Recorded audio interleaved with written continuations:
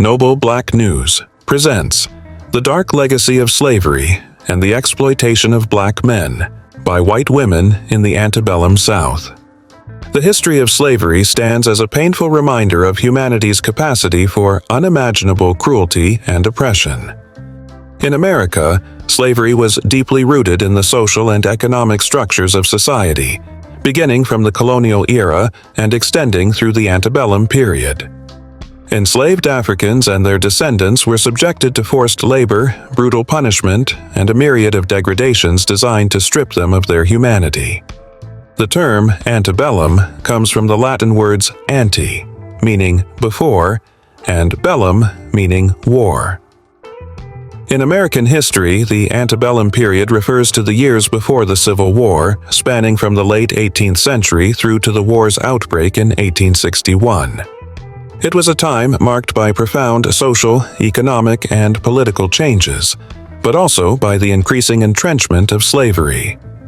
This era sowed the seeds for the eventual conflict that would divide the nation and lead to the Civil War. Industrialization, westward expansion, and fierce debates over the institution of slavery defined the antebellum South. While some Southerners initially saw slavery as a temporary and problematic institution, Southern leaders gradually began to defend it as a positive good. This led to a deep cultural divide, with the Southern aristocracy embracing slavery as the backbone of their wealth and power. During this period, the demand for slave labor surged, and with the U.S. ban on the importation of new slaves from Africa, the prices for enslaved individuals skyrocketed. This created an internal slave trade, with smaller farms in older areas like Virginia selling slaves to large plantations further south and west. Plantation owners, whose wealth was often measured by the number of slaves they owned, enjoyed considerable political and social power. Slavery and the culture that surrounded it were not limited to physical labor. The antebellum South was a complex system of racial, economic, and gender hierarchies. One of the most overlooked aspects of this era is the role that elite white women, the so-called planter class, played in perpetuating and benefiting from the institution of slavery. These women were not merely passive participants but active agents in the system, wielding significant power over the enslaved people in their households, particularly black men. Stephanie Jones Rogers, in her groundbreaking book, They Were Her Property, shatters the myth that white women were innocent bystanders to slavery. Drawing from interviews with formerly enslaved people during the Great Depression, Jones Rogers reveals that white women were trained from a young age to own, manage, and discipline slaves. Some were even gifted enslaved people as infants, 9 months old in some cases, cementing their role as active participants in slavery from childhood. These planter-class women used their power to exert control over black men in ways that extended beyond mere labor. Sexual exploitation of black male slaves by white women is a deeply disturbing, yet often ignored, aspect of the antebellum South. While the dominant narrative of the time painted white women as victims of patriarchy, many used their status to engage in non-consensual sexual relationships with black male slaves. This abuse was a manifestation of both racial and gender power dynamics that further dehumanized the enslaved. Harriet Jacobs, in her autobiography, Incidents in the Life of a Slave Girl, provides harrowing accounts of planter-class women sexually exploiting enslaved men, using their authority to force sexual encounters.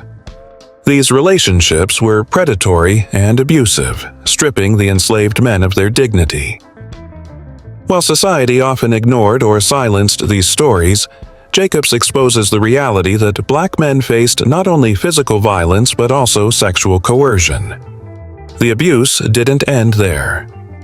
White women had yet another weapon in their arsenal: the threat of false accusations. Many planter-class women would threaten black men with accusations of rape or assault if they did not comply with their advances. In a deeply patriarchal society where white men wielded ultimate control, such accusations could result in the execution or severe punishment of the accused, giving these women even greater power over the men they enslaved. This abuse was rooted in a toxic system of domination, where planter-class women, who were themselves restricted by patriarchal norms, exerted their power over the only group more vulnerable than themselves, enslaved black men. Although these women were considered the property of their husbands, and their sexual freedom was severely limited, they found a perverse sense of power by exploiting the bodies of black men. But let's be clear, this is not an excuse. Their actions were reprehensible, driven by the same violent structures of white supremacy that enabled slavery itself. The physical abuse that black men endured at the hands of these women was also significant. White women did not just enforce discipline through verbal commands. They took part in brutal acts of violence, from whipping and beating to more extreme punishments. The infamous case of Madame Marie Delphine LaLaurie serves as a stark example of the depths of cruelty that some white women were capable of. In 1834, a fire broke out at LaLaurie's mansion in New Orleans, revealing a horrific scene in her attic. Enslaved people chained and tortured in grotesque ways, some mutilated beyond recognition. LaLaurie's reputation as a wealthy, polite socialite was shattered, and she fled, leaving behind a legacy of unimaginable brutality. But LaLaurie was not an isolated case. The exploitation and abuse of black men, both sexual and physical, by white women, was a widespread phenomenon, though often hidden behind the respectability of Southern society.